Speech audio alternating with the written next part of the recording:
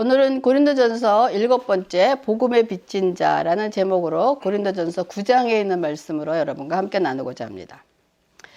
고린도전서 9장은 바울이 교회로부터 사역을 하면서 사례를 받지 않는 자신의 원칙에 대해서 지금 말하고 있습니다. 아마도 여기서 자비량 목회라는 말이 나오지 않았나 그런 생각을 합니다. 제가 자비량 목회한다고 했다가 하나님 앞에서 납작해지지 않았습니까? 그리스도인에게 자기 것이라고 할 수 있는 것이 무엇이 있습니까? 그럼에도 불구하고 제 손에 있는 물질이 내 것이라고 착각하고 자비량 목회한다고 했다가 하나님께서 그래? 그럼 내 것으로 한다고? 그럼 내 것으로 한번 해봐라 라고 하시자 얼마 되지 않아서 제가 바닥을 치게 된 사건이 일어나지 않습니까? 그리고 나서 정신을 들어보니 하나님 잘못했습니다. 제 손에 있는 것도 제 것이 아님을 깨닫지 못했습니다.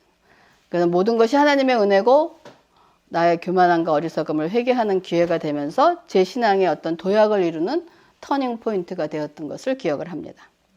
그러나 여기서 바울이 말하는 자비량은 제가 말했던 그런 자비량하고는 차원이 다른 의미입니다. 그런 유치한 자비량이 아니고 정말 고귀한 뜻이 있는 그런 자비량의 의미입니다. 그래서 이 고린도전서 9장의 내용은 바울이 다른 사람들의 비판에 대해서 논리적으로 하나님 말씀을 뒷받침하면서 대응하고 있는 그러한 내용이에요. 그래서 고린도전서 9장 1절과 2절에서 보면 바울은 고린도 성도들에게 너희들은 내가 주 안에서 행한 일을 다 보았다. 그래서 다른 사람들이 내가 사도가 아니라고 할지라도 너희들은 내가 사도인 것을 인정하지 않느냐. 그러니까 나를 비판하는 사람들을 향해서 이렇게 변명해라. 근데 이제 거기는 변명이라고 되어 있는데 영어는 디펜스입니다. 그래서 디펜스는 변명이라는 우리가 갖고 있는 뉘앙스보다는 방어한다 라는 그런 표현이 저는 더 편안한 것 같습니다. 여러분들도 아시는 바와 같이 사도 바울은 그의 사역 내내 바울의 사도 권위에 대해서 시시비비가 항상 그를 따라다녔습니다. 그래서 바울은 고린도 교회를 세우고 바나바와 함께 사역을 하면서 아마 고린도 교회로부터 물질적인 지원을 받지 않고 아굴라와 브리스길라와 함께 장막, 그러니까 텐트 메이커로서 텐트를 만드는 일을 하면서 아마 그의 필요를 충당한 것으로 알려져 있습니다. 그래서 아마 바울을 비판하는 사람들에게 이것이 아마도 문제가 되었던 거예요. 그러니까 구체적으로 어떤 내용의 비판이었는지는 언급되어 있지 않지만은 고린도전서 9장 4절과 5절에 우리가 먹고 마실 권리가 없겠느냐? 우리가 다른 사도들과 주의 형제들과 게바와 같이 믿음에 자매된 아내를 데리고 다닐 권리가 없겠느냐? 이런 말로 미뤄본다면 여기에 지금 언급된 사람들이 누구냐면 사도, 그러니까 사도로 인정받는 예수님의 12제자들과 예수님의 육신의 형제들이 있습니다. 야고보와 또 직업을 이런 사람들이 아마 직업을 갖지 않고 사역을 하면서 교회로부터 사례비를 받았을 것입니다. 그러나 바울은 사례비를 받지 않고 그 대신 장막 만드는 일을 직업을 병행하면서 사역을 하고 있었으니까 여러분 생길 수 있는 까십거리가 있으면 어떤 게 까십거리가 될까요? 여러분 같았으면 만약에 여기서 바울에 대해서 까십거리가 생긴다면 어떤 까십거리가 생길 수 있을까요? 저는 그런 생각을 왜 바울은 교회로부터 사례비를 안 받는 거야? 안 받는 거야? 못 받는 거야? 뭔가 자격이 안 되는 거 아니야? 그 사람이 사도라고 하는데 사도면 다 같은 사도일까? 뭔가 사도가 아니고 뭔가 예수님의 제자들하고 차이점이 있으니까 못 받는 거 아닐까? 이런 까짓거리가 생기지 않았을까요, 혹시? 또 혹은 그 헬라인들은 육신의 노동을 하는 것을 그들의 관습에 의하면 거룩하지 못한 것으로 여겼어요. 그들의 그 영지주의 이런 사상 때문에. 그렇기 때문에 그런 생각을 가지고 있었기 때문에 그리스도인이 된 헬라인들 사이에서는 어떤 생각을 목사라는 사람이 저렇게 육체적인 노동을 하면서 거룩하지 못하게 저런 영적인 일을 할 수 있을까? 라는 그런 생각을 가질 수도 있었고 목사가 그런 일을 하면서 언제 기도해? 언제 말씀은 공부해? 뭐 그렇게 일을 하면서 시간이 어디 있어? 뭐 이런 여러 가지 그런 까십거리가 있지 않았을까 하는 그런 생각을 합니다. 근데 이에 대해서 바울은 지금 사도로서 바울과 바나바의 마땅한 권리에 대해서 이제 4절부터 그렇지 않느냐 하고 반어법을 사용해서 이제 강하게 대응을 하고 있습니다. 4절에 내가 먹고 마실 권리가 있지 않겠느냐? 그러면 이거 뭐예요? 나는 먹고 마실 권리가 있다라는 것입니다. 교회에서 제공하는 모든 것을 내가 먹고 마실 권리가 있다라는 거예요. 또 아내를 데리고 다닐 권리가 있지 않느냐? 이건 무슨 말입니까? 아마 다른 사람들은 사역자들이 식구들이나 아내들을 데리고 다니면서 같이, 그러니까 지금으로 얘기하면 목사님은 사모님들도 같이 교회에 있잖아요. 그러면 사모님, 목사님만 먹고 사모님은 뭐 대접을 안 합니까? 이런 다 쓰는 거예요. 그러니까 아내를 데리고 다닐 권리가 있지 않느냐? 나도 데리고 다닐 권리가 있다는 겁니다. 그럼 일하지 않을 권리가 있지 않느냐? 나도 일 안 해도 당당하게 사례를 받고 일할 수 있다는 거예요. 나도 일할 수 있다는 거예요. 또 비유를 들어서 자기 비용을 들여서 군복무하는 것 봤느냐? 군인들이 여러분 자기 돈 들여서 군복무하는 거 봤습니까? 나라에서 다 제공하지 않습니까? 그리고 포도나무를 심거나 양떼를 기르고 열매나, 그러니까 양떼 기르는 사람이 그 양의 잣을 짜서 먹고 포도나무를 기르는 사람이 그 포도 열매를 먹는 거 너무 당연하지 않느냐라고 지금 얘기하고 있는 거예요. 그러고 나서 그러면 내가 지금까지 얘기하는 것은 사람의 상식선에서 얘기하는 것이 아니라 이거는 율법에도 나와 있다라고 얘기하는 거예요. 그러면서 9절과 10절에는 일하는 소에게 망을 씌우지 말라고 하셨는데 이것은 소를 위해서가 아니라 일하는 자를 위함이 아닌가. 소에게 망을 씌우지 말라는 것은 먹을 걸 다 주고 일을 시키라는 거예요. 그리고 목회자가 신령한 것을 너희에게 먹여서 열매를 맺게 했는데 너희의 육신적으로 일해서 얻은 것을 거두는 일이 과한 거야. 그러니까 내가 영적으로 니네들에게 영적으로 먹였는데 니네들이 육신적으로 벌어온 거 내가 좀 취한다 그래서 그것이 과한 일이냐라고 지금 얘기하는 겁니다. 굉장히 강력하게 얘기하고 있지 않습니까?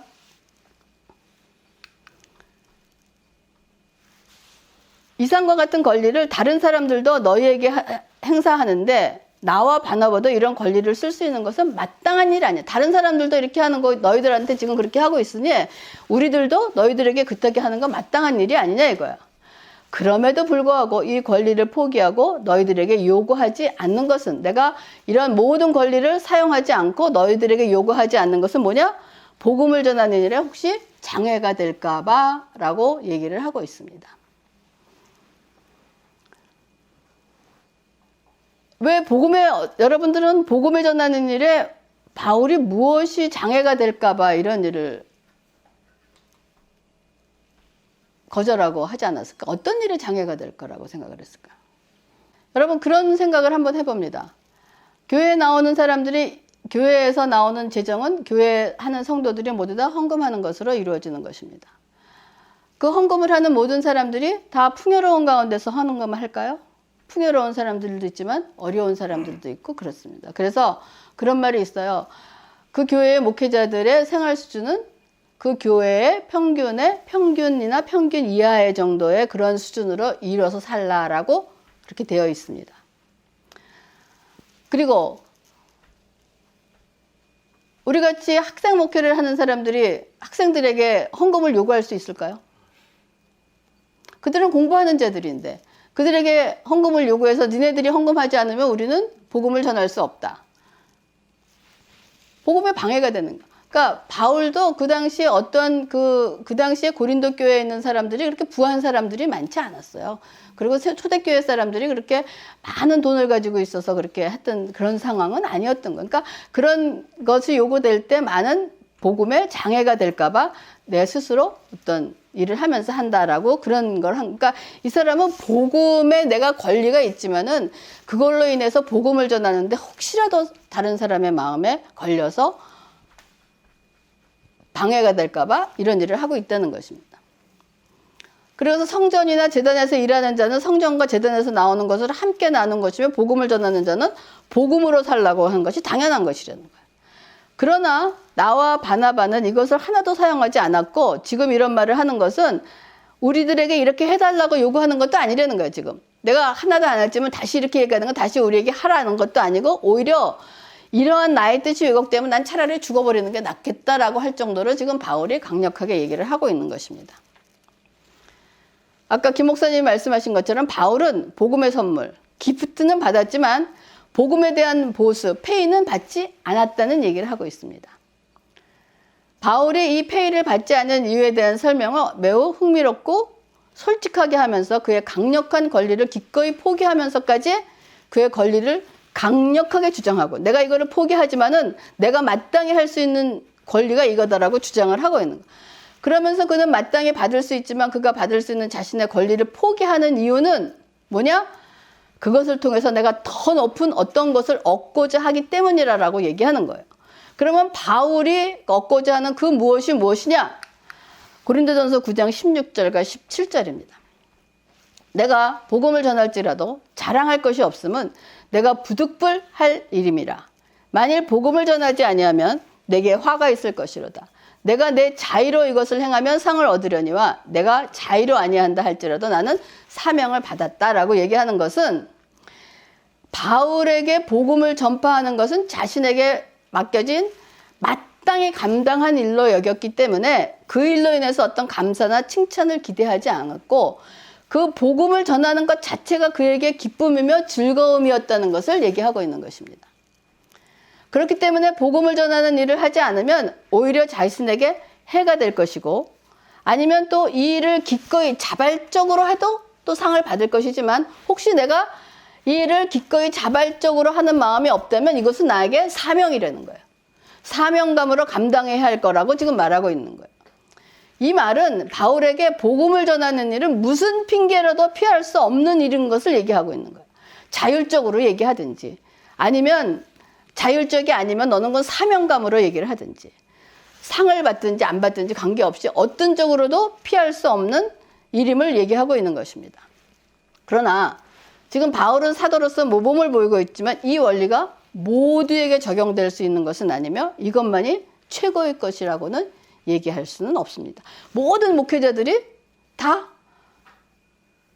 교회에서 주는 거 없이 자비량으로 하는 것이 최고의 것은 아니라는 것입니다. 하지만 하나님의 일을 하는 우리들은 이 바울의 정신은 반드시 취해야 될 것으로 생각합니다.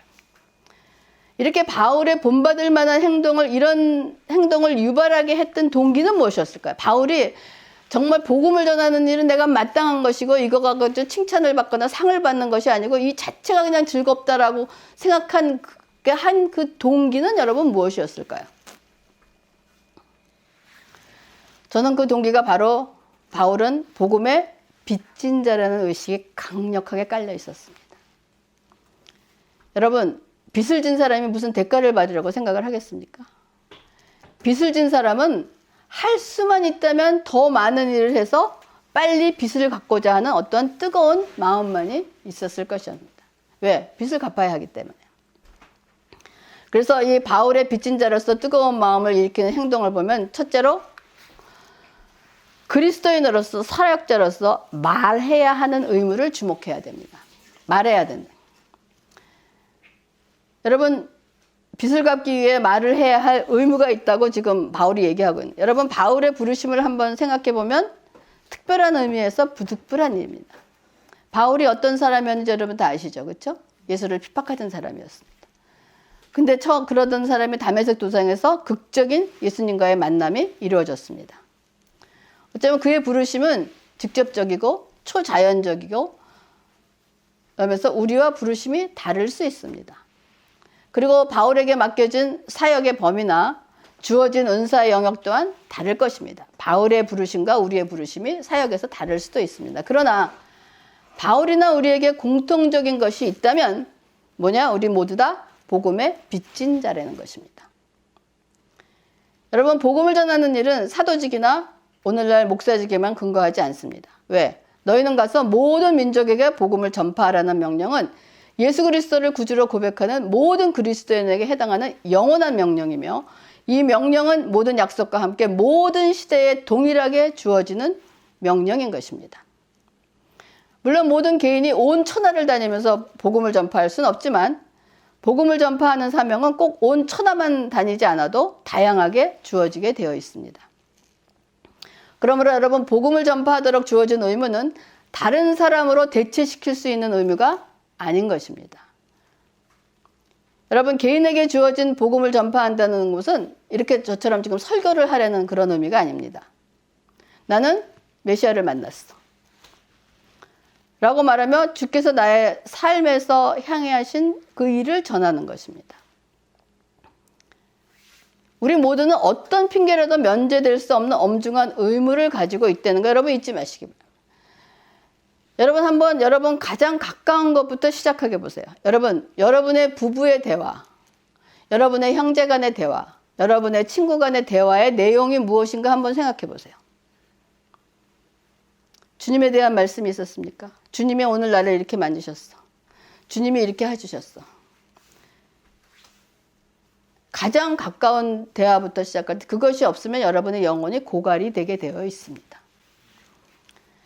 저는 그 생각에 제가 예수를 처음 만났을 때 미국에 와서 만났을 때 제가 부모하고 전화를 하면 맨날 예수님 얘기만 했어요. 그리고 내 친구들한테도 한국에 있는 편지들에게 맨날 예수만 전하는 편지를 썼어요. 그래서 내 친구들이 제가 미쳤구나. 그리고 우리 아버지도 제가 미쳤구나. 왜? 근데 그 얘기를 안 할 수가 없었어요. 그것이 뭐냐면은 복음을 전하는 방법이며 내가 예수를 전하는 방법이며 내 생명이 소생되는 방법인 것입니다. 그러나 그런 걸 생각하면 지금은 그때처럼 많이 하지 않지만 여러분 사람들이 만나서 예수 믿는 사람들이 만나서 얘기할 때 하나님 얘기를 하면 시간 가는 줄을 모릅니다. 하나님에 대해. 여러분이 이제는 그런 체험이 있어야 돼요. 근데 여러분의 부부와 관계에서 어떠한 대화의 내용이 주로 무엇인가를 한번 뽑아보시고 그것이 그렇게 되어 있지 않으면 여러분 고치셔야 되겠네요. 두 번째로 말해야 되는 의무가를 주목한다면 말하지 않는 것에 대한 징벌이 있다는 거 여러분 주목하셔야 됩니다. 고린도전서 9장 16절에 내가 복음을 전할지라도 자랑할 것이 없으면 내가 부득불하려면 만일 복음을 전하지 않으면 내게 화가 있을 것이로다 라고 얘기해요.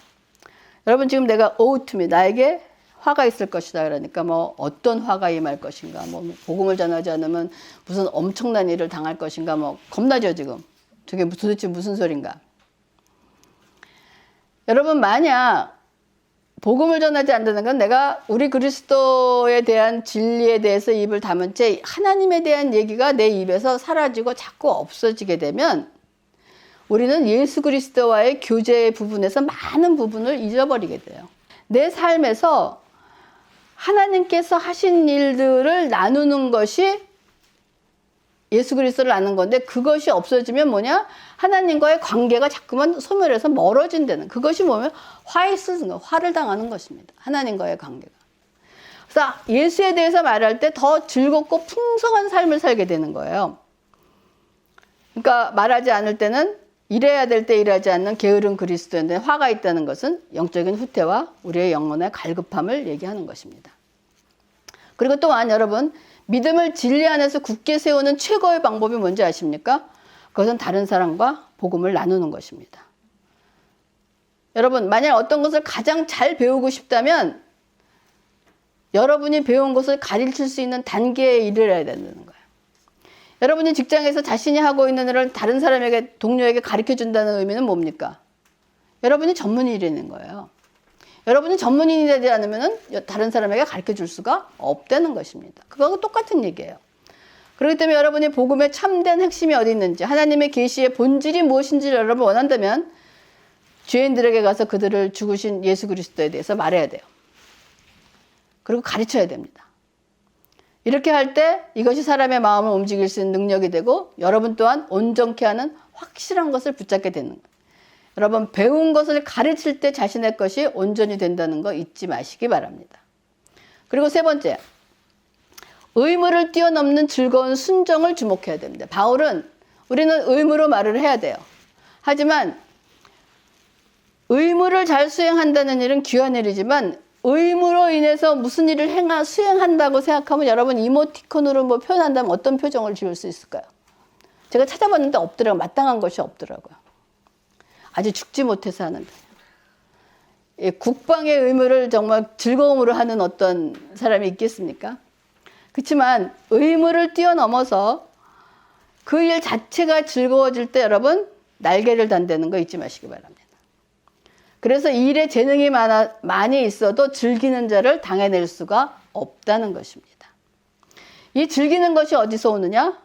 하나님과의 영적인 관계에서 온다는 거예요. 여러분들이 하는 일에 대해서 하나님께 주신 일에 대해서 하나님께 감사하신 적 있습니까? 여러분들이 하는 일이 그냥 목구멍에 포도청이라 밥을 먹기 위해서 돈을 벌기 위하고 학자금 융자 갖기 위해서 벌어야 되는, 죽지 못해서 의무적으로 해야 된다고 생각하면서 일을 하면 그 일은 짜증날 수밖에 없는 것입니다. 또 책망당하지 않는 한도 내에서 가능하면 가장 적게 일하라고 애쓰는 사람의 모습을 주인이 본다면 어떤 모습일까요? 여러분이 주인의 입장에 들 수도 있고 여러분이 고용자의 입장에 들 수도 있습니다. 우리가 아무 일도 하지 않을 수만 있다면 아무 일도 하지 않겠다는 자세는 누구의 자세입니까? 주인의 자세입니까? 그건 노예의 자세입니다. 그래서 우리가 얘기하잖아요. 그 직장에서 내가 마치 주인처럼 일하라 라고 얘기하고, 주인처럼 일하라는 것이 무엇입니까? 노예의 자세를 가진 사람은 주인의 일에 무관심해요. 주어진 일도 좋아하지 않습니다. 그냥 억지로 할 수밖에 없다는 거예요.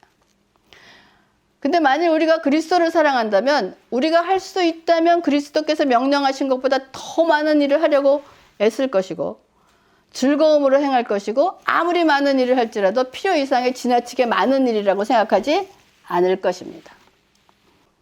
왜냐하면 하나님을 사랑하게 되면 하나님의 일을 하는 거에 대해서 아무리 많더라도 필요 이상으로 이건 지나치게 많은 투마치라는 생각을 안 하게 된다는 거예요. 그러면 여러분, 주 안에서 이루는 우리의 수고의 향기는 영원토록 아름다운 향기로 주님 앞에 남아질 것입니다. 그러므로 우리에게 맡겨진 일을 여러분 억지로 수행하지 않기를 바랍니다. 어떻게 하면 가장 조금 일할 수 있을까라고 묻지 말고 어떻게 하면 더 많은 일을 할 수 있을까라고 묻는 저와 여러분이 되기를 바랍니다. 항상, 왜냐하면 주님은 누구에게도 빚을 지시는 분이 아니에요. 그렇기 때문에 항상 우리에게 흔들어서 차고 넘치게 부어주시기를 원하시는 분이며 그럴 만한 능력도 충분하신 분임을 여러분 잊지 마시기 바랍니다. 그러면서 바울은 9장 마무리에 주님의 일을 할 수만 있으면 모든 것을 동원해서 복음을 전하려는 자신의 각오와 자세를 말하고 있습니다. 본문에서 바울은 자신이 계속해서 실천하는 사례를 제시하는데 고린도전서 9장 19절과 22절입니다. 내가 모든 사람에게 자유로우나 스스로 모든 사람에게 종이 된 것은 더 많은 사람을 얻고자 함이라. 유대인들에게 내가 유대인과 같이 된 것은 유대인들을 얻고자 하며, 율법 아래 있는 자들에게 내가 율법 아래 있지 아니하나 율법 있는 아래 있는 자 같이 된 것은 율법 아래 있는 자들을 얻고자 하며, 율법 없는 자에게 내가 하나님께는 율법 없는 자가 아니요 도리어 그리스도 율법 아래 있는 자이나 율법이 없는 자와 같이 된 것은 율법 없는 자들을 얻고자 함이라. 약한 자들에게 내가 약한 자와 같이 된 것은 약한 자들을 얻고자 하며, 내가 여러 사람에게 여러 모습이 된 것은 아무쪼록 몇 사람이라도 구원하고자 합니다. 바울의 목표는 뭐냐? 얻는 데는 거예요. 그래서 여러분, 이거는 처음에 바울이 할례와 무할례에 대해 얘기하면서 기억하십니까? 사랑으로 역사하는 믿음이라는 거예요. 우리가 모든 것을 갖고 있고 권리가 있고 지식이 있고 모든 것이 다 있지만 그 베이스가 뭐냐? 사랑으로 그 모든 내 지식, 내 권리, 나의 모든 것들을 사용하라는 것이 베이직으로 깔려 있는 것입니다. 아마 바울은 유대인이지만 회심하에는 예전의 자신으로부터 완전히 벗어난 새로운 의미의 유대인이 되었을 것입니다. 만일 자신만 생각했다면 그는 유대인의 모든 규례와 관습을 버렸을 것이에요. 할례를 받아야 구원을 받는다는 사상과는 죽기까지 싸움을 벌이면서도 불구하고 그는 또 어떤 일을 하느냐 주저하지 않고 여러분 디모데에게 할례를 베풀었습니다. 이거 모순된 거 아닙니까? 할례나 무할례나 상관없다. 할례 받아야만 되는 것이 아니기 때문에 받을 필요 없다라고 하면서 디모데에게 할례를 베풀었어요. 모순되잖아요. 하지 말라고 그랬습니다. 이거 어떻게 여러분 왜 이런 일을 했을까요? 유대법에 따르면 헬라인 아버지와 유대인 어머니에게서 내온 디모데는 사실 뭐냐? 유대인이에요. 근데 바울이 유대인이 있는 곳에 복음을 전하라고 디모데를 데리고 갑니다. 유대인들에게 복음을 전하려고. 그러니까 디모데에게 유대인들의 데리고 가면서 할례를 행하는 거예요. 왜요? 유대인들은 할례를 받지 않는 유대인들은 배반자거든. 배반자는 그런 갖고 있는 사람에게 디모데가 갔을 때 얘가 할례 그리스도인이다. 근데 할례를 안 받았다 그러면 배반한 유대인이기 때문에 일단 마음의 문이 닫히게 되는 거예요. 그 당시에 디모데나 바울에게는 할례를 받든지 안 받든지 그들에게는 아무런 상관이 없습니다. 하지만 할례를 받은 것은 정말 할례를 받아야 구원을 받기 때문에 이런 생각이 아니고 누구를 위해서? 그렇게 생각하는 유대인들을 위해서 할례를 받았던 것입니다.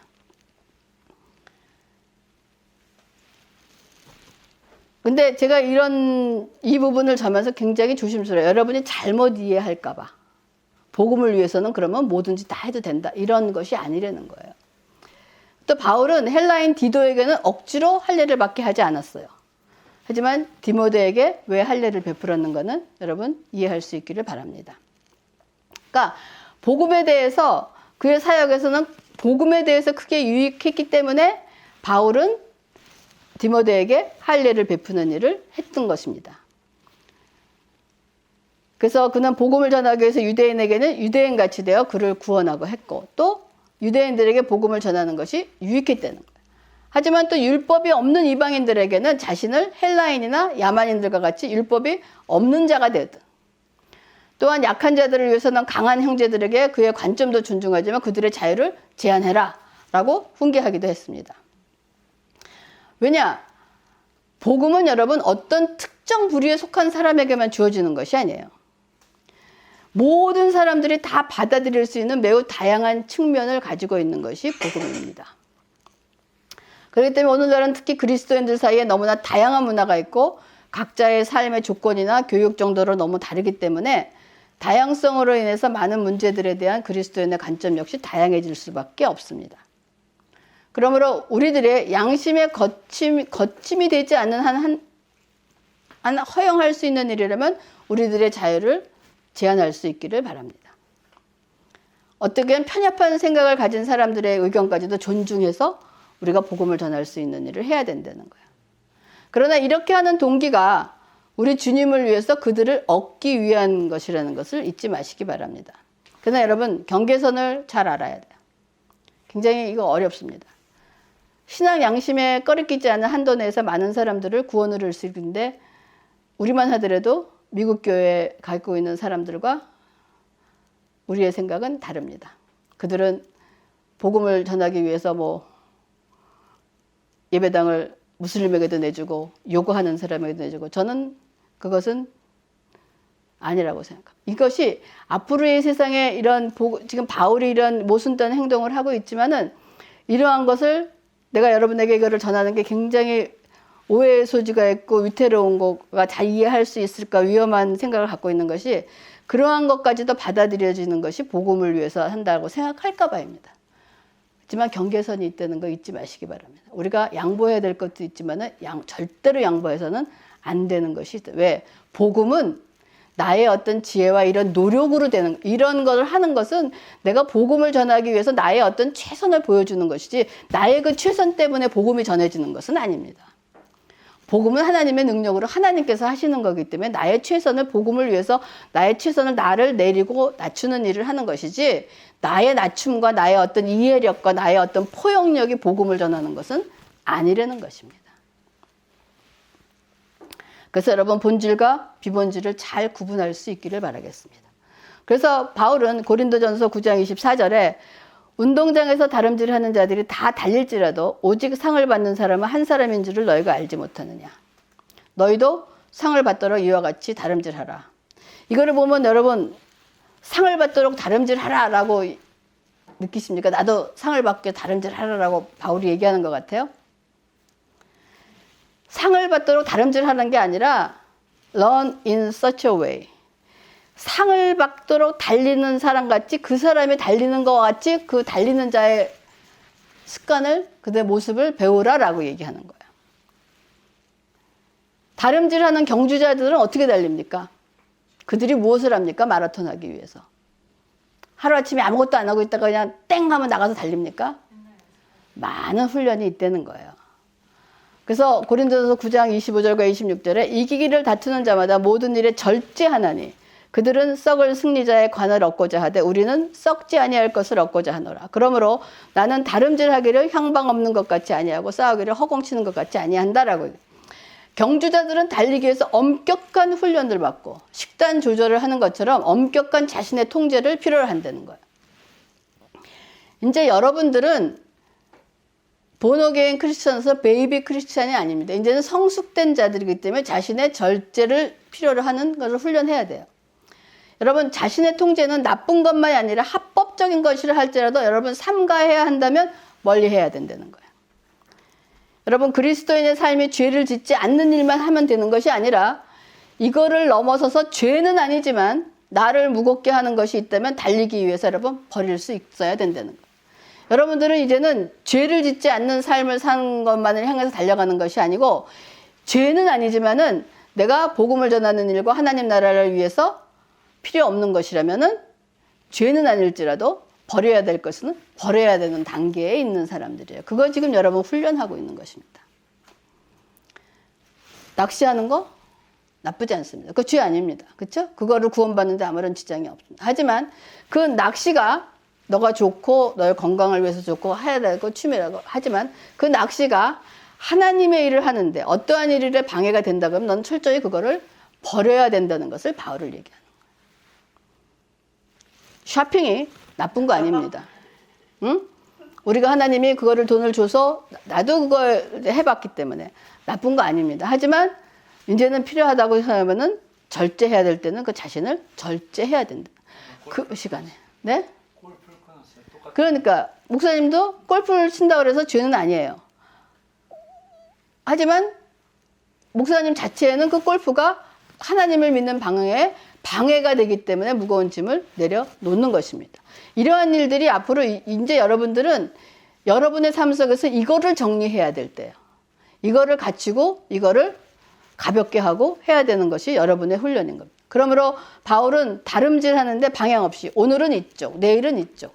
젊은이들이 대기업이 좋대 그러니까 대기업 몰리는 노량진 가서 공부를 하고 아니야 공무원이 좋대 그러니까 또 공무원에 이 방향 없이 이쪽으로 가서 우리나라에서 대기업에 뽑힐 수 있는 사람들이 졸업하는 사람들이 몇 프로입니까? 들어보니까요 모든 사람들이 20%밖에는 갈 수가 없다는 거야. 그럼 나머지 80%는 뭔 거야? 근데 모든 사람들이 이 20%를 향해서만 달리는 거야. 그러니까 이거는 방향 없이 달리지 말라는 거예요. 싸울 때도 상대방을 정확하게 조준하고 한 펀치를 날려야지 그냥 상대방이 어디 있는지도 모르고 조준해서는 안 된다는 것입니다. 그렇기 때문에 여러분들은 여러분의 분명한 목표와 목적지를 가지고 계십니까? 여러분들은 지금 이거를 정리해야 될 때예요, 이제는. 여러분들이 한 문장으로 요약해 적을 수 있는 인생의 분명한 목적을 가지고 계십니까? 여러분, 우리들은 하나님의 뜻을 행하는데 우리의 목표를 두어야 합니다. 어떠한 삶을 살든지, 약사든지, 회계사든지, 무슨 연구원이든지, 어떤 물류 사업이라든지, 이거에 관계없이 우리의 모든 삶은 하나님의 뜻을 행하는데 여러분의 목표가 있어야 된다. 바울은 오직 한 가지 일을 표대로 삶아 달려갔다고 했습니다. 우리도 다양한 상황 속에서 한 가지 분명한 목표를 굳게 잡아야 합니다. 우리가 행하는 모든 일은 우리 주님을 더 많이 닮아가며 주님께로 더 가까이 나가는 기회로 사용되는 것뿐입니다. 여러분들에게 주어진 모든 직장과 모든 것들은 여러분의 영원한 삶이 아니에요. 그것은 뭐냐? 하나님께 더 가까이 가고 주님의 성품을 담는 도구로 사용되는 거 잊지 마시기 바랍니다. 근데 이러한 궁극적인 목표에 대해서 끊임없이 여러분 묵상하지 않으면 한 가지 목표를 계속해서 견고히 붙잡고 나갈 수가 없습니다. 방향을 잊어버려요.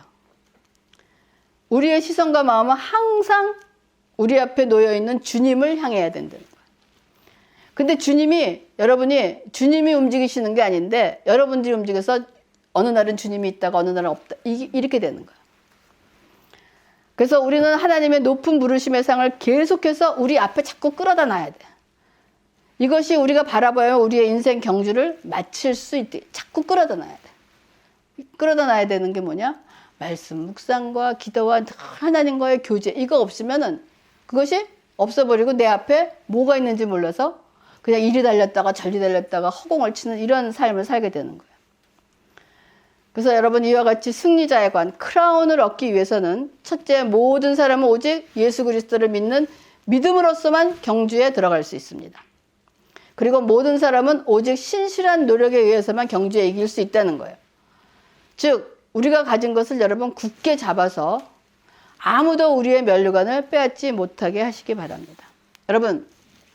여러분이 주님을 향해서 여러분이 돈 버는 것만큼만 그 열심을 주님께 열심으로 써보세요.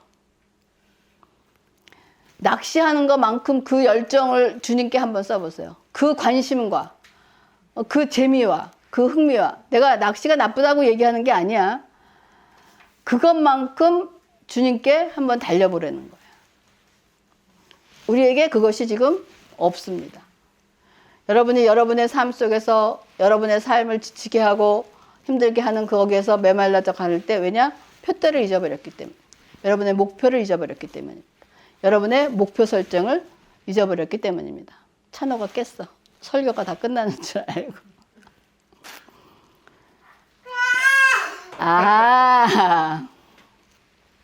그래서 이것이 여러분 복음의 빚진 자들의 살아야 되는 삶의 원리이며 원칙이며 축복임을 여러분 기억하시기 바랍니다.